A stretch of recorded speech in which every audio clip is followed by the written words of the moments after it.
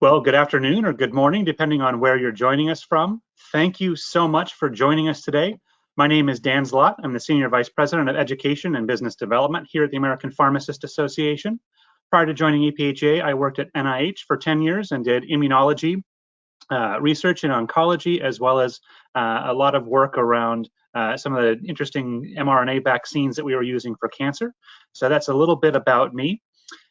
We are excited today. We have a fantastic webinar for you.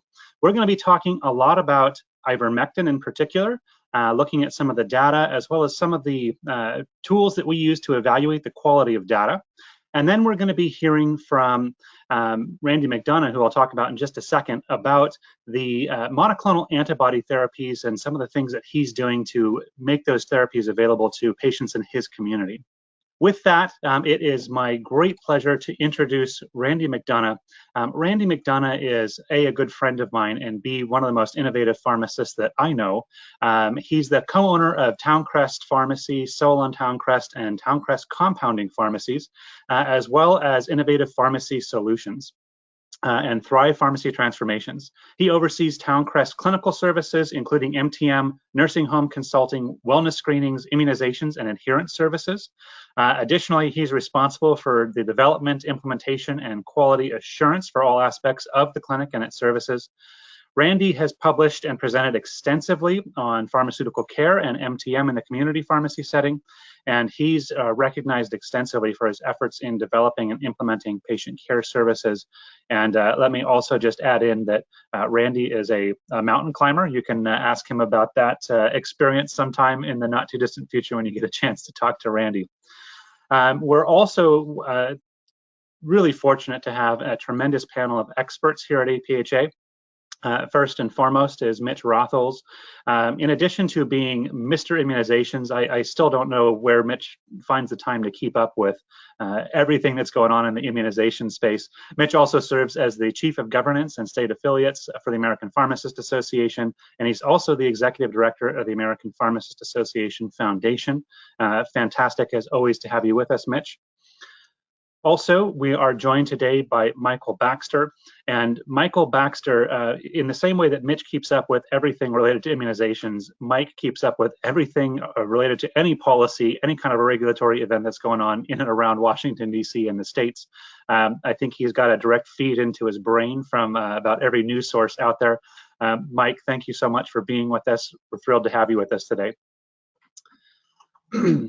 Today, we have some disclosures for you. There are Mitch's disclosures. Nobody else on the webinar has any disclosures for today.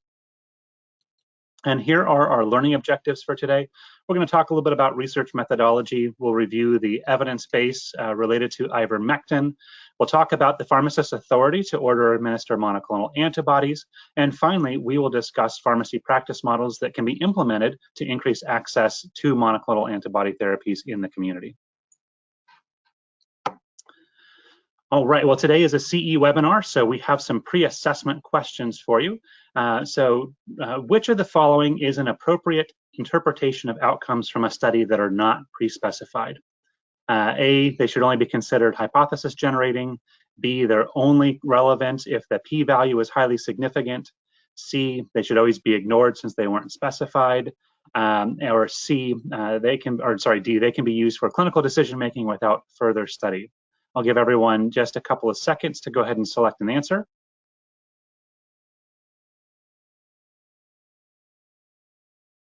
Okay, let's go ahead and move on. And here's our second question. Which declaration provided pharmacists with the authority to order and administer COVID-19 therapeutics? The Federal Support Act, First Amendment, the PrEP Act, Ninth Amendment, the Fifth Amendment of the PrEP Act, or the DSHEA Act, Fourth Amendment? I'll give everyone about 5 seconds or so to go ahead and lock in your answer.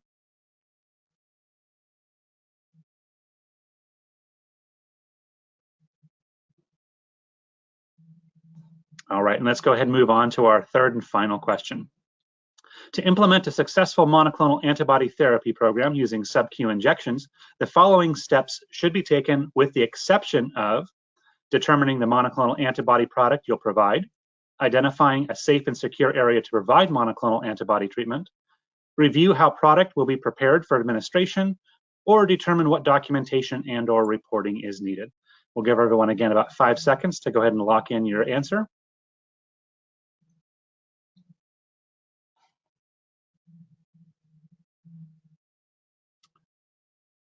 All right, thank you for completing the pre-assessment.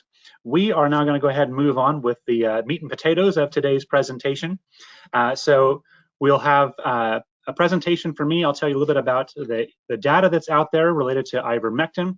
Then I'll turn it over to Randy McDonough, who is going to really walk us through some of the great experiences that he's having offering monoclonal antibodies to his community. He'll tell you about some of the exciting things and some of the challenges. And then we'll open it up to your questions. That's always the most exciting part of the webinar. And then finally, we'll wrap up with an overview of what's going on out there and some of the things that we've been involved in here at APhA to help keep you up to date and informed about everything related to COVID-19. Just some open forum ground rules.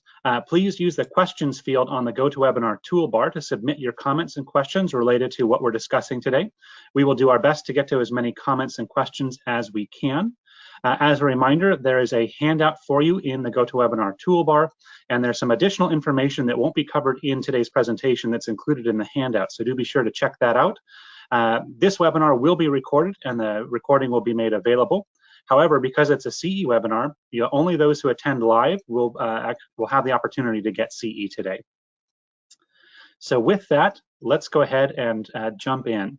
So we have had a lot of questions about ivermectin, and I'm sure many of you have had a lot of questions about ivermectin, and we thought it would be a good idea to take a look at the data.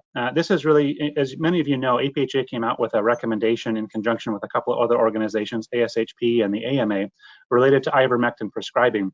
And a lot of people agreed with those, some people disagreed. We wanted to go through some of the data and help you understand how we arrived at some of those conclusions. So with that, let's go ahead and take a look at what the data tells us. So I want to start off with a slide that really highlights for you what kind of data is available. This is a screenshot from this morning. I searched in ivermectin and COVID-19 into PubMed, and as you can see, there are 14 results. Now, I specifically filtered in on clinical trials. So what you're seeing here is clinical trials only. It eliminates all the commentaries. It eliminates all the case studies and case series. And when you're really looking to evaluate clinical literature, case series and case studies are great, but they're anecdotal, right? So they just tell you that it worked once or it worked a couple of times, but what they don't tell you is the denominator. And so the challenge with that is that it's really difficult to make an informed treatment decision based on a case study.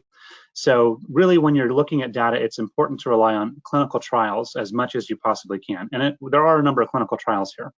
So if we move on to the next slide, of those 14 studies, here's a breakdown of what they are. There's one article describing a proposed study design. There's no actual data there. There are 7 articles that look at ivermectin used as a single agent. There are 4 articles describing systemic ivermectin used in combination with other investigational agents. There's 1 article investigating an ivermectin nasal spray, and then the last article describes systemic ivermectin versus systemic ivermectin in combination with other investigational agents. And when I say investigational agents, I mean things like doxycycline, nitazoxamide, hydroxychloroquine, et cetera. So those are the other kinds of things that we're talking about when we talk about these investigational agents. So for the sake of today's discussion, we're going to focus in specifically on the articles that looked specifically at ivermectin. The combinations really get kind of tricky because it's impossible to tease out which drug or drug combinations were really responsible for any improvements seen, as well as any potential adverse advents like side effects, et cetera. So if we move on to the next slide, we'll actually jump into some specific studies. So the first study I want to talk about is actually one of the only studies on the list that demonstrated a positive outcome. So let's dive into that a little bit more. So this was a randomized open label controlled trial, and the intervention here was ivermectin, either 9 milligrams, 12 milligrams, or 150 micrograms per kilogram, depending on patient weight. The larger patients obviously got larger doses. And this was given as a single dose right after randomization. And that was as compared to standard of care. And the standard of care in this study was a number of things. It was vitamin C, some zinc, and a couple other things. So this was done in Turkey, if memory serves. So that's just kind of some background information there. If we move on to the next slide, here are the strengths and weaknesses of this study. So on the positive side, this was a randomized controlled trial. On the weaknesses side, this was an open label trial with a relatively small n. There were only 50 patients per arm, so a total of 100 patients. And most importantly, the endpoints in this study were not pre-specified. So I like to think of it as a dartboard. You know, if you have the dartboard up first and you throw the darts and you try to hit the dartboard, you know, that's the equivalent of pre-specifying your endpoints and then conducting your study. On the other hand, if you don't pre-specify your endpoints, it's like throwing all the darts at the wall first and then drawing your dartboard around the darts. And so it's a little easier to come up with something that's statistically significant when you do that. The question is, what does that really mean? So in a situation like that where endpoints are not pre-specified, any results from that study really should only be considered to be hypothesis generating and really require an additional prospective study in order to figure out the true impact of those particular outcomes. So the last thing with this one is that the ivermectin dosage may not be optimized. As you saw, this is a single dose, and we're going to see that consistently. There's really no consistency whatsoever as we look at the ivermectin dosage from all these studies. Let's move on to the next slide. So here are the results. Out of 100 patients, there were 50 patients in each arm, 50 ivermectin, 50 standard of care. And I've listed for you the outcomes that were found to be statistically significantly better in the ivermectin group as compared to the standard of care group. So that includes fever, anosmia, myalgia, loss of taste, and hospitalization. Hospitalization, the authors claimed were significant, but obviously if you look at the p-value there, it just missed statistical significance. There were a number of other outcomes that they looked at that did not meet statistical significance, and that included cough, runny nose, headache, fatigue, and dizziness. Now, a couple things to note here. As I mentioned, these outcomes were not pre-specified in the study write-up. So they didn't say in advance, these are the things we're looking at. They just defined them after the fact and then decided they were statistically significant once they ran the stats. Additionally, they didn't correct for multiple comparisons. So when you're doing a post hoc analysis and you are looking at things, I like to think of it this way. A p-value of 0.05 suggests that there's a 5% chance that the results that you're seeing are due to random chance alone. Well, if you look at 20 outcomes by probability, you are likely to find one outcome that is statistically significant simply due to pure random chance. So there's a correction that needs to be made in order to adjust for the fact that you're doing multiple comparisons. You're taking a look at multiple things, and they did not do that in this study. So that's another problem with the statistical analysis on this particular study. So even though this is the study that demonstrates positive outcomes, really there's a lot of questionable things that went on in terms of the design and methodology of the study that make it difficult to actually rely on this study as a source of truth. Let's move on to the next study. So the next study was the Ivercore COVID-19 trial. This was a randomized double-blind placebo-controlled trial that looked at ivermectin plus standard of care versus placebo plus standard of care. The ivermectin dosage here was 12 to 18 milligrams per dose times 2 doses, 24 hours apart. So that was our intervention. Again, a different ivermectin dose than we saw in the first study. Let's move on to the next slide, please. So some good things about this study. This was a very solid trial design, randomized, double-blind, placebo-controlled. It's about as good as you can get. It's a relatively large N for an ivermectin trial. There were about 500 patients in this trial.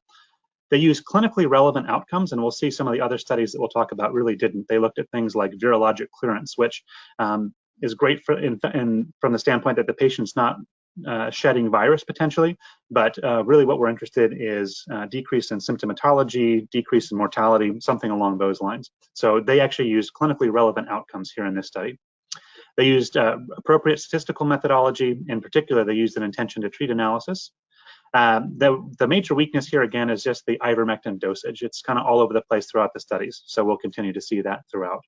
If we move on to the next slide, here are the results. So out of about 500 patients, there was again a 1-to-1 randomization between the ivermectin and placebo groups. In looking at the outcomes, the primary outcome that they pre-specified was hospitalizations. And so in the ivermectin group, there were 14 patients hospitalized. In the placebo group, there were 21 patients hospitalized. When you look at the odds ratio there, it's 0.65. If you look at the 95% confidence interval, you'll note that it crosses 1, would suggest that it's not statistically significant. And then just to drive home the point, the p-value on that comparison is 0.227. So again, not statistically significant. So it failed to meet its primary endpoint. Additionally, there were no statistically significant differences in secondary outcomes, which included time from enrollment to hospital admission, the rates of mechanical ventilation, the time to viral clearance, and all-cause mortality. So this demonstrated no difference between ivermectin and placebo in a pretty well-designed trial with a pretty good size N. So this is a really solid trial and really demonstrate that there wasn't a lot of benefit to ivermectin in this particular patient population. Let's take a look at the next trial. So this one looked at a 5-day course of ivermectin. So this was also a randomized double-blind placebo-controlled trial, and the intervention here was ivermectin 12 milligrams orally once a day for 5 days versus ivermectin 12 milligrams once a day on day 1, followed by doxycycline 200 milligrams a day on day 1, and then followed by doxycycline 100 milligrams every 12 hours for 4 days. And then they had a placebo group. So we have 3 different arms here. We included it because they did compare ivermectin as a single agent to placebo, so that's why it's included on our list. Let's go ahead and move on to the next slide. So some strengths here. This is a pretty solid trial design. Again, we're seeing placebo-controlled, double-blind, randomized trial. Appropriate statistical methodology here. The major drawback was the small n. So there were only 24 patients per arm, so a total of 72 patients total across all 3 arms. One of the things I didn't like about this trial is that their primary outcome was viral clearance as compared to clinical outcomes. Again, looking at decreased rates of hospitalization, decreased rates of mechanical ventilation, or all-cause mortality. So I thought that was one of the major weaknesses of this study. As we saw before, significant difference in ivermectin dosage. And then, of course, the fact that there was a group that had ivermectin with doxycycline confounds a little bit the impact of ivermectin in that particular arm. So let's go ahead and move on to the next slide and look at results. So as I mentioned, 24 patients per arm here. The primary outcome was time to viral clearance. And as you can see here, there was a statistically significant improvement in time to viral clearance in the ivermectin group alone, as compared to placebo, 9.7 days as compared to 12.7 days. However, again, so that's an important outcome. It is statistically significant, but because of both the small n in this study, as well as the fact that there's no clinical correlates, meaning that there were no correlating improved clinical outcomes, it's difficult to know exactly how significant the benefit of ivermectin is. So let's take a look at the next study. We'll go through one more. There are a lot more studies in here than I have time to go through today. So all this information is in there for you in the handouts, and hopefully you'll get a feel for what we're looking at as we're evaluating not just the data, the quality of the data, as well as the outcomes. So the design of this study was looking at ivermectin in mild COVID-19 disease. So here we have a randomized double-blind placebo-controlled trial, again, gold standard there. The intervention here was ivermectin 300 micrograms per kilogram orally once a day for 5 days versus placebo, and they used an oral solution. There were a couple of small problems with this study from a methodological standpoint. Early on, they did not have a manufacturer's equivalent placebo, so they made their own using either D5 in saline or D5 in distilled water. And that was used until the placebo was available from the manufacturer that actually looked and tasted exactly like the ivermectin agent. Now, to prevent the compromise and blinding, they would only enroll 1 patient per household so that the 2 patients couldn't get together and say, wait, yours looks different than mine. So that's how they attempted to control for that. However, anytime there's that kind of a significant difference in your placebos, it's not hard particularly for clinicians to start to identify the differences between some of those agents. So the blinding was maybe not as good as it could have been. Let's move on to the strengths and weaknesses of this study. So the strengths, this was intended to be a double-blind placebo-controlled randomized trial. It had a relatively large N, again, for an ivermectin trial, about 400 patients here, and they did use the appropriate statistical methodology with an intention to treat analysis, and we'll talk about that in just a second. There were some potential issues with the blinding, as I just talked about. The bigger concern to me with this study is that they changed their primary outcome 6 weeks into the study. So anytime you see a trial that's initiated with one primary outcome, and then in the middle of the trial you see outcomes shifting, that should raise some red flags for you. There's something going on there. Sometimes it's well-intentioned. They simply made a statistical error up front when they were calculating their power.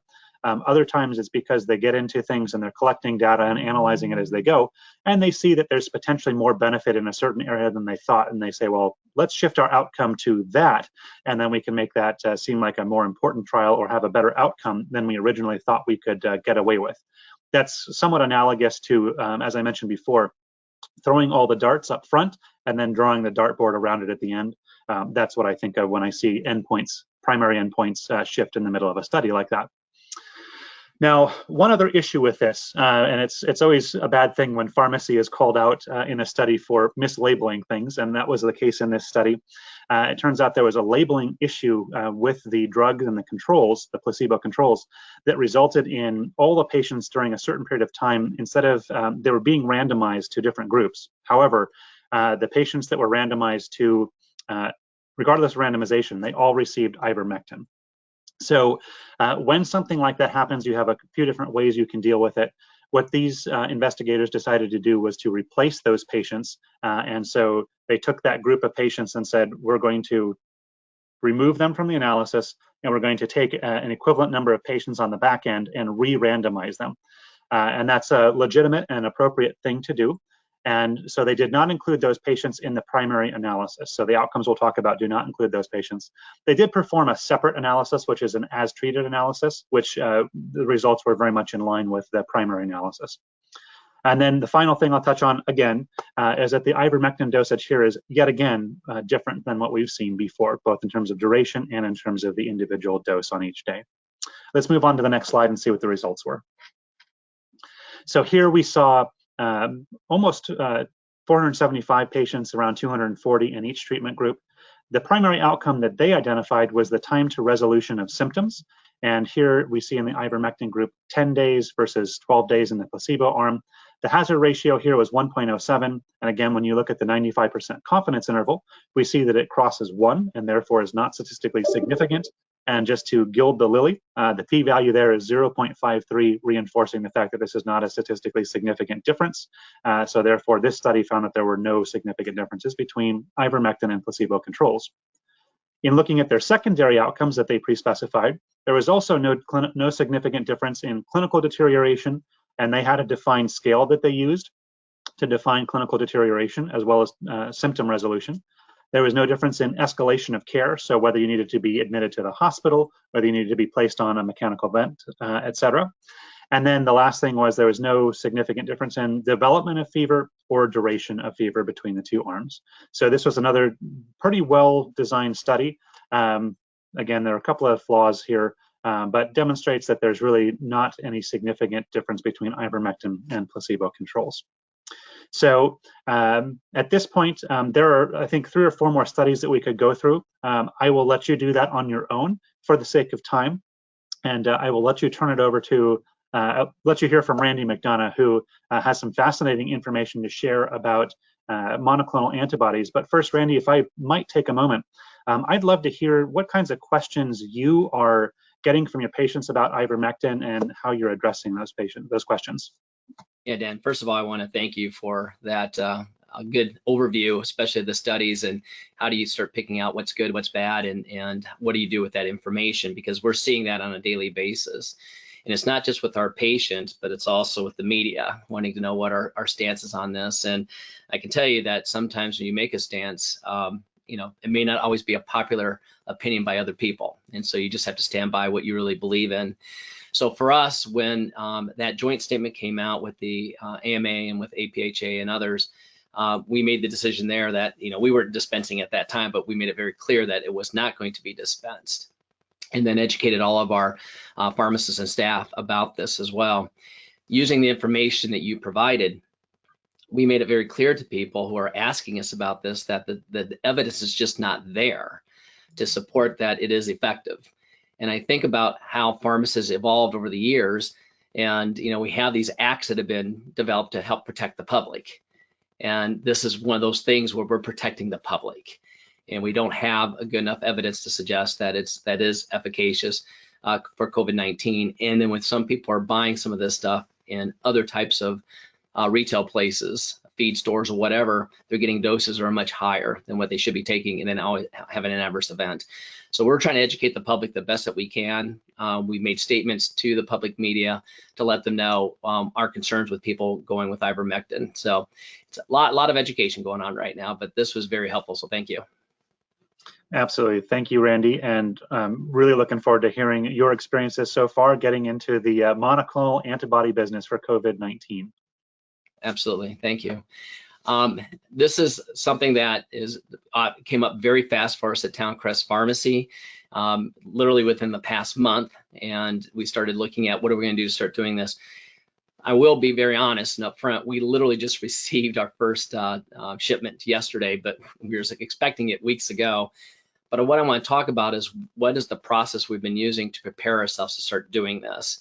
And Dan introduced me as being in charge of the overall clinic for our pharmacies, and I'm always about processes. It's like, by the time we're ready to go, we have it down. We've done that. So next slide, please. So, we have been doing services for a long time at Towncrest. I left my academic position now 15 years ago to really demonstrate what could be done in community pharmacy. And as things evolve within clinical practice, COVID-19 being the most recent and prevalent, we have adjusted the things that we do. So you see this list of all these services. Well, we keep adding to those services as new opportunities become available to us.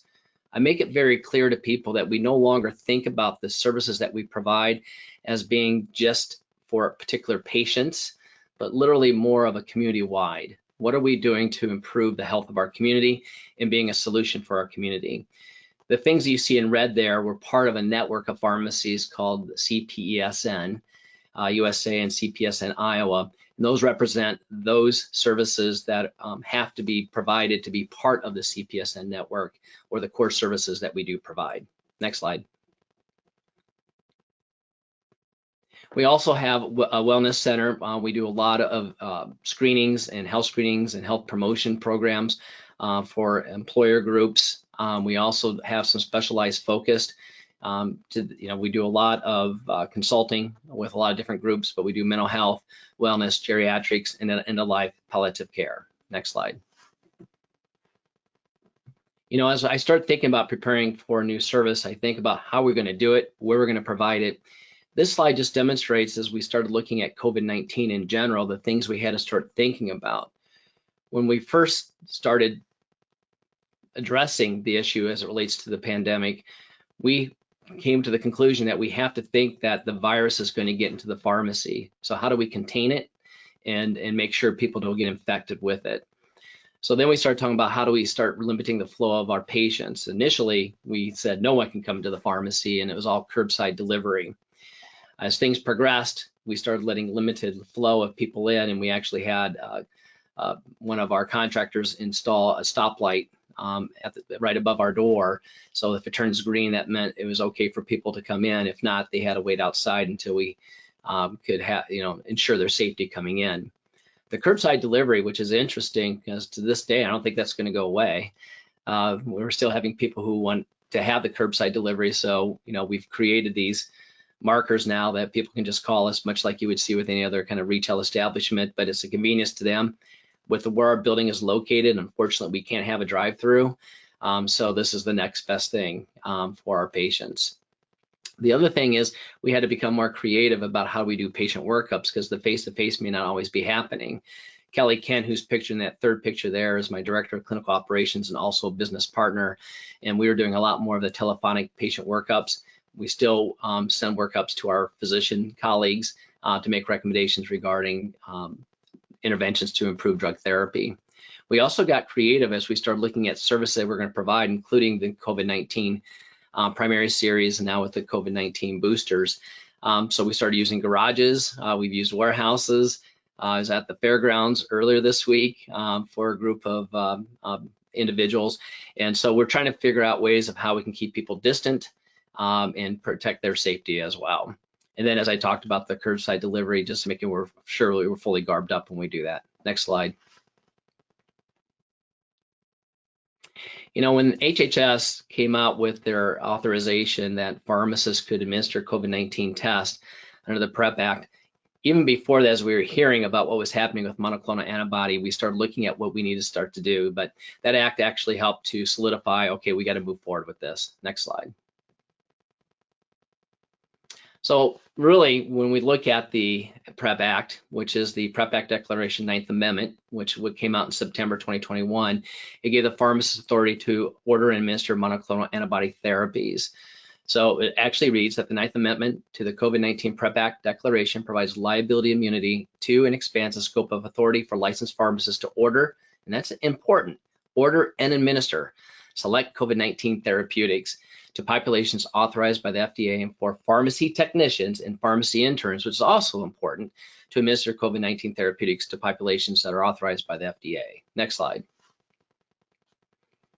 So as we looked at the authority to provide COVID-19 therapeutics, who can actually provide COVID-19 therapeutics? Well, pharmacists, as I said, can order and administer. Excellent. We can have interns and our technicians involved. And our technicians, Iowa has been a technician product verification state for a while now. So we're always looking how we can evolve the role. When the COVID-19 therapeutics came out and the EUAs came out, as far as letting our technicians have the ability, as long as they were actually trained and supervised, we got them trained.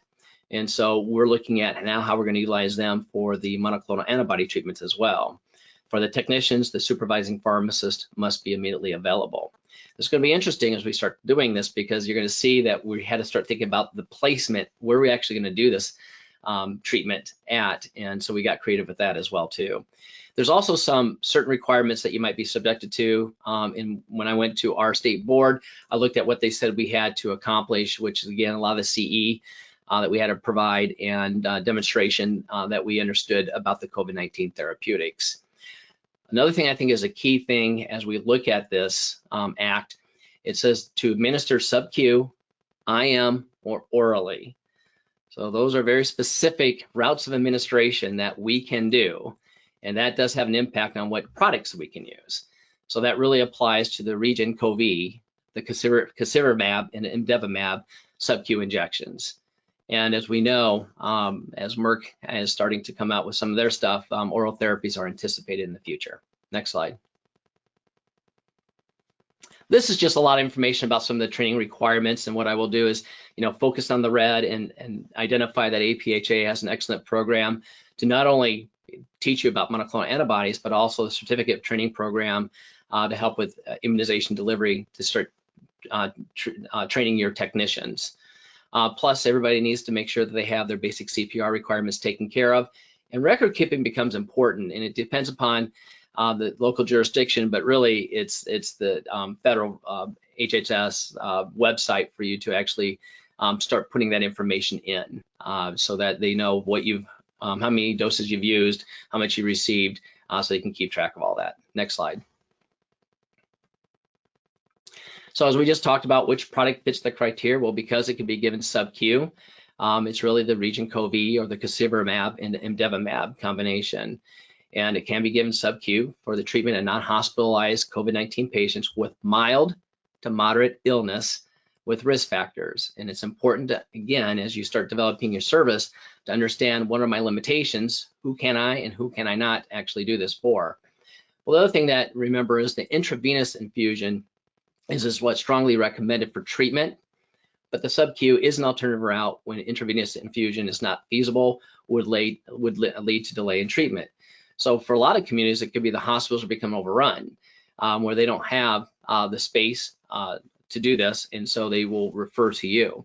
So it's going to be important for you to talk with your local health systems to see how you can actually collaborate with them, and they can refer patients over to you. So as we have developed this, we've actually informed quite a few of our stakeholders in the community that we are capable of doing this. And again, with the post-exposure prophylaxis, which will be some of our patients as well, that can begin either IV or SubQ. So again, with the SubQ aspect, we can actually then administer that to patients. Next slide. So when we as a team start looking at a service, the first thing we do is saying, what do we know about this? What do we know about monoclonal antibody? What kind of programs can we get access to? So We're very fortunate again with APhA that they had programs, CPS in Iowa. I started working with our executive director, Lindsay Ludwig, if she's listening. Hi, Lindsay. But she provided us with a lot of good resources, and she's always on the lookout to get us more information as we need it. And she's also helping us with making sure the orders, if the order hadn't come, she was checking up for us on a regular basis. And she's also helping making sure we were getting registered for the appropriate documentation that we had to do as well. Plus, we started talking with the pharmacists who've already implemented the service. We're part of CPSN, as I mentioned, and they have a best practice webinars. The last 2 weeks have been about people who have actually have implemented the monoclonal antibody treatments already within their community. A lot of reading of the literature. Things evolve very quickly, so I really advise people to keep up the literature. And then we do a lot of discussions with other providers. And Kelly Kent, my director of clinical operations and co-owner, and I and our resident Courtney, together, all three of us are talking about and putting together the processes about how we're going to do this. Next slide. But it's also important that once you've gone through the education, is really familiarizing yourself with the product itself. So the considerations we had to have was, how do we access this? Well, initially we were working through the wholesaler because that was the way to get it. And then literally it just changed overnight. And then we had to go to our local state jurisdiction. And for us, that's the Iowa Department of Public Health. And we weren't sure, because we had registered already for the wholesaler, if we were going to be registered with the Department of Public Health, but actually that was a good thing because that information just transferred over. So we were one of the few pharmacies that actually started that process that allowed us to be one of the early people to get access to it. You have to think about the storage requirements. How do you prepare the final product for administration? How long is it stable in a syringe? How in the heck do you administer 4 SubQ injections that are 2.5 mLs in volume? And I want to make particular attention to that because there's been lots of questions regarding that. And I've talking to people who have previously given this, and they said it is a kind of a viscous, and you do have to go, it is slower just because of the viscosity of the injection. But you just have to be careful when you're injecting that much that you don't want some of that to leak out, right? You want to make sure the patient's getting the full amount. So Dan, I contacted him because APhA was one of the of the group that said, do it over a minute. And I actually questioned Dan, okay, what's the reason for over a minute? And he said it's to prevent that outflow of the product. So I want people to understand that you really need to be very deliberate as you're giving the injections. That is a lot of volume, and just slow yourself down and give each injection over a minute, and that will minimize any kind of risk of it flowing back out. Next slide.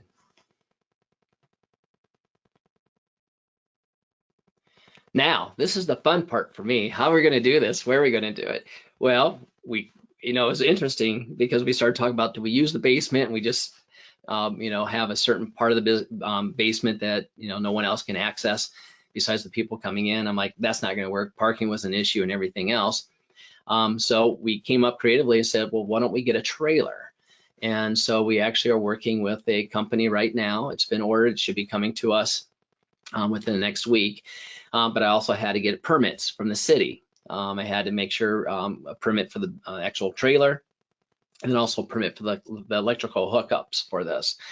And so that's in the process right now as well. Now, what are we doing in the interim? Well, we're trying to look at nursing homes that we have informed that we have this, and also some of the physicians that have inquired about it, and saying we could do home visits for our patients as well. So we can start the process now, not necessarily having to do it at the pharmacy. Ideally for us, though, we want to do it within the pharmacy or close to the pharmacy as much as we can, because that's expensive resources to be sending people out for home visits.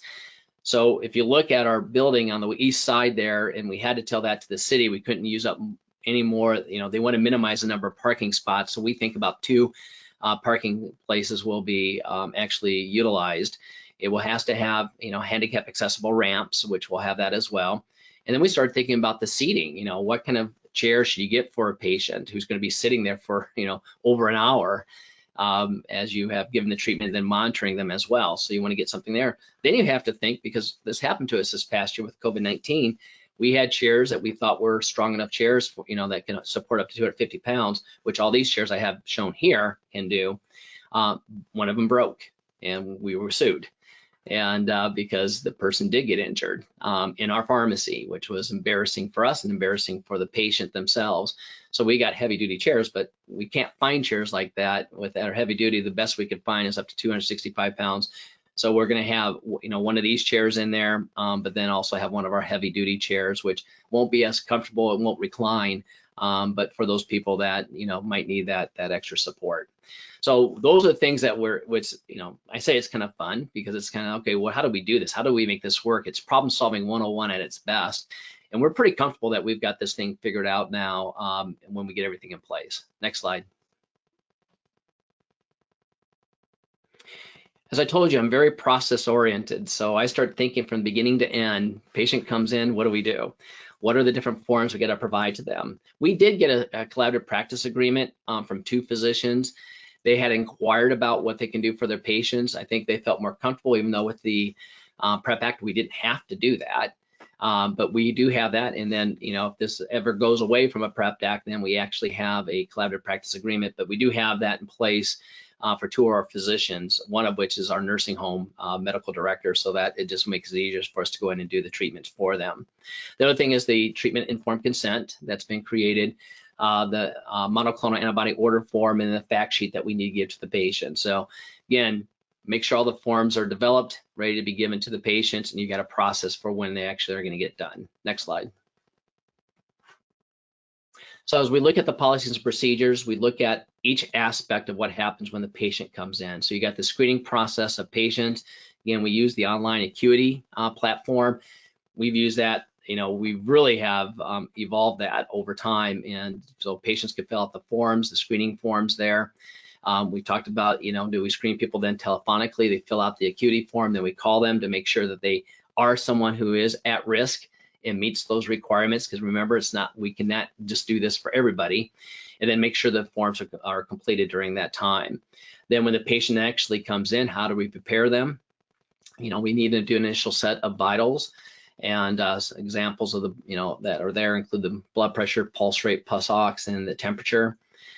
Patient counseling that we need to do to make sure they fully understand about this treatment, but there are other options, which is a requirement of what we have to do as well.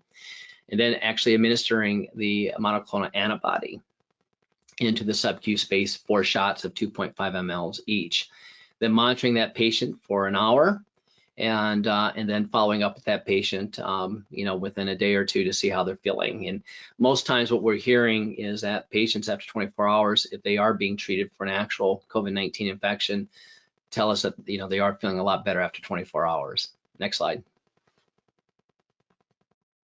Other considerations, and this is the big thing I think for us, is, again, scheduling patients, doing on-site versus home visits. Here in Iowa, which is not true for all states, Iowa Department of Public Health has a burn rate or throughput consideration, which means we have to use 70% of those treatments that have been given to us within a 2-week period before you can actually order any more. You also have equipment you need to think about that to monitor the patient, to make sure you have access to that. Make sure you've got equipment that's in there that you can sanitize. So even what chairs you use, they're not cloth based, but might be leather or something that's easy for you to actually clean off. We were talking about even with the desk or the shelves, what kind of shelving should we get so it's easy to clean? Just really thinking it through so that you're ready when this thing actually starts.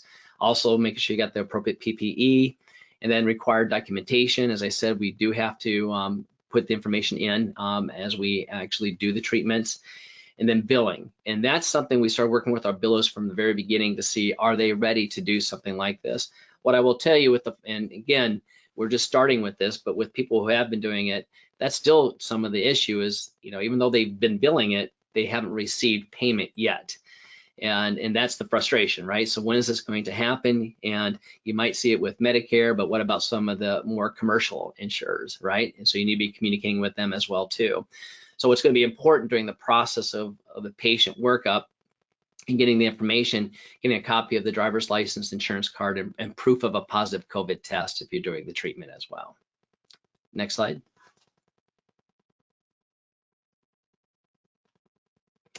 And Dan, I'll be happy to pass that on to you now as far as what other resources are available from APhA.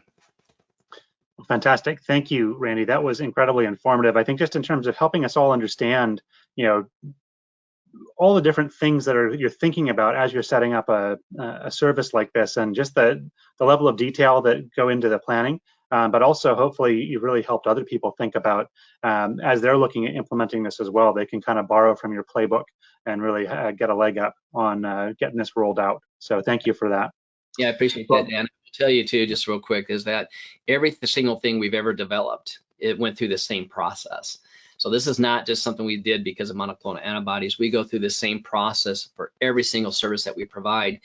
And when it comes to the day that you provide it, you've thought through most things at that point. Does that mean something unexpected will happen? Absolutely. But at least you can minimize those type of events by doing as much planning as you possibly can. Absolutely. That's a great tip, Randy. Well, so just to highlight some of the things that we have to help support you as you're looking at developing this kind of a service maybe at your practice, we have a huge number of resources that our phenomenal practice team has put together. The link there will take you to those resources. We have also a CE program that Randy mentioned, talking specifically about monoclonal and assessment and administration to help meet the PrEP Act requirements. And we have an implementation resource that covers a lot of the things that Randy discussed that will be posted within the next 24 hours. And it will also touch on some payment info if you're looking for some of that information. So overall, thank you again, Randy. I think we've got time for one very quick question. And Randy, I just wanted to ask you, how have your patients received this therapy? Are they grateful? I think a lot of pharmacists are seeing that for vaccinations, they're almost resentful at this point, with the exception of those who are maybe coming back in for boosters. How are patients? What's their attitude like as they're coming in for the monoclonal antibodies? And I will tell you, Dan, we really just received the the treatments just yesterday. So what I can tell you is that I will speak as far as our stakeholders, which are the health systems, the physicians that we work with, and other entities. They have been so open to us doing these things. They see that we do it with quality. They know it's very thoughtful, and they know that we're doing this because it's the right thing to do for the community. And so they come to us, which is really interesting in that way. Patients themselves, our business has grown over the past year because we're surrounded by other pharmacies, right? Which is really interesting. We're the only independent, and I'm surrounded by 3 chain pharmacies. So most people drive by us every single day and probably don't, even recognize that we're there. And it's amazing number of patients who said, man, I've been driving by this place, most of my life. Boy, this is great. I had no idea you guys did these kind of things. And it's a different type of a pharmacy practice. What do I need to do to get my other services here as well? So we've seen our practice grow. So overall, I would tell you that it's been a very positive reception that we do these kind of services for people. Fantastic. Thank you, Randy. I'm so glad to hear that. We have some great additional questions in our question field that we're not going to have time to get to today. I talked too long, and Randy had so much great information that we won't be able to do that during the webinar. We will do our best to make sure that those questions get answered on our Engage platform after the fact. So do check back there. If you ask questions, we will make sure that we get those questions answered for you. With that, let's go ahead and take a look at some upcoming activities and see what's coming down the pike. I would like to invite Mike Baxter to talk to us a little bit about the advocacy update. Sure. Well, thank you, Dan. And we're still working on the distribution issues with the monoclonal antibodies. So if folks here are having any information on that and they want to contact us, we encourage you to do so. We always give you the latest and greatest what's happening in policy this week. If you work in a hospital or health system, there's important information for you on compounding. They actually removed the 1 mile restriction on compounding without a prescription first. So basically office stock for patients to be ready for use. They're calling it emergency use in your hospital. But there is a requirement there that has to be used within 24 hours of the pharmacy. They're also going to be increasing their analysis of what's going on to have a risk-based analysis going forward. But it's certainly important information if you work at a hospital or health system. Come to the next slide. Following up on the compounding topic for hand sanitizer, obviously there was a shortage at the beginning of the pandemic with this. They really lifted that shortage by making sure that a lot of non-traditional folks could make hand sanitizer, also to discourage home use and people making it at home. They came out with guidance on how to do that specifically. They lifted that restriction for a number of areas, including even distilleries, but of course, compounding pharmacists as well. It's important to note that there's supply now for that. They're removing these temporary flexibilities. They're going to be by December 31st of this year, you have to stop compounding the hand sanitizer under the current guidances from FDA. It's a glide path though, so you have until March 31st to distribute the compounded product that you do have. And with that, I'm going to turn it over to Mitch now for an update as well. Okay, thanks, Mike. So one of the things we wanted to make you aware of, ISMP just released last week a report that showed reports that there were some mix-ups between flu and COVID vaccines. And so we want to reiterate to everybody, now that we're doing flu season vaccination, boosters, additional doses, and then childhood vaccines coming as well, to relook at your processes to make sure you've got the safeguards in place. And ISMP did a nice job of listing what the possible causes of these mistakes occurring, as well as what practices you can put in place. And so I refer you to that document and to the slide that gives you some things to look at to make sure that your practice, you're doing everything you can to avoid the mix-up. Next slide, please. Also want to make you aware that we just recently launched, along with with NASPA, which is the Association for State Pharmacy Associations, a pharmacy workplace and well-being report portal. And this is a portal that really gives pharmacists a voice, gives attention to their voice in terms of what's going on in your practice, both from a positive as well as a negative experience. This is a confidential and anonymous report. It's collected by a patient safety organization who follows the federal law, and so nothing is reported that can be traced back to an individual. And so as an aggregate, we want to learn from these. We want to also facilitate discussions, but the information is confidential, so it cannot be traced back to the person who submits it. Actually, when you submit it, you don't even put any identifying information in so that it can be tracked back to you. But again, we're following federal guidelines, but really we want to collect these experiences so that we can facilitate dialogue between pharmacists, between pharmacy team members, management, and others who can have an influence on how can we improve the efficiency of workplace and the safety in workplace and well-being. And so we encourage you to take a look at this. If you have a situation you'd like to report, please do so, because again, this gives us the data for us to have discussions that can be meaningful in making change. Next slide, please. Also want to make you aware that APHA's publications have just released a new book called Bypass Pharmacy Burnout. It addresses how pharmacists can turn their own take care of their own well-being and their individual personal development. So if you're looking for some suggestions on how to handle preventing burnout and other well-being issues, this is a good resource for you to take a look at. Next slide, please. And then lastly, I want to remind everybody that we've got the WellBeing Index. We have over 7,000 individuals who've reported into this tool. This is a tool, it's not a one-time survey, but it helps you follow and track how your well-being is doing and your distress levels. And then it also connects you with resources that are available from APHA, but also from the Mayo Clinic, who we are partnered with in this product. So I encourage you to utilize this tool. If you feel like you're a little distressed or your well-being is low, take the survey, see where you are, and use the resources that are available to help you deal with what you're facing. Dan, I'll turn it back over to you. Thank you, Mitch, and thank you, Mike, for those great updates on both the updated compounding regulations as well as all the great information about well-being and certainly the concerns related to mix-ups between different vaccines. We are, of course, continuing this fantastic webinar series.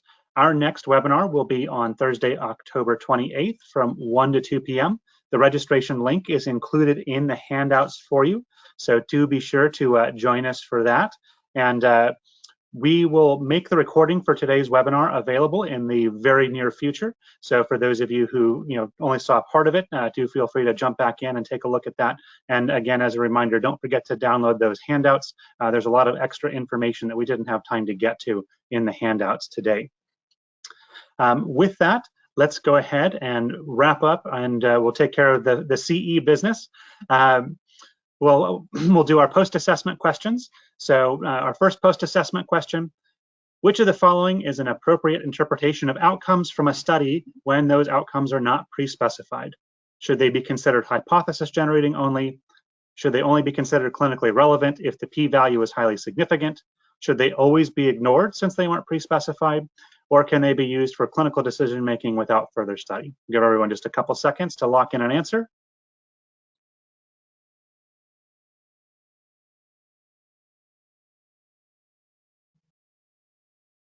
All right, let's see how everyone did.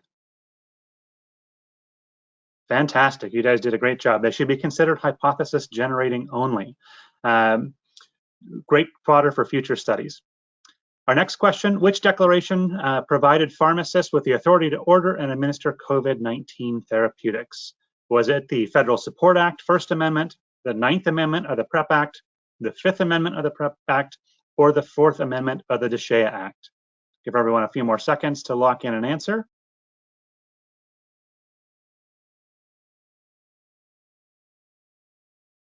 All right, let's see how you did. Hey, fantastic job. That's correct. The 9th Amendment to the PrEP Act is the correct answer. And moving on to our final question. I sort of feel like I'm on, Who Wants to Be a Millionaire? To implement a successful monoclonal antibody therapy program using SubQ injections, the following steps should be taken, with the exception of determining which monoclonal antibody product you'll provide, identifying a safe and secure area to provide monoclonal antibody therapy treatment, review how product will be dispensed for administration, prepared for administration rather, or determine what documentation and or reporting is needed. Again, a couple more seconds to select an answer.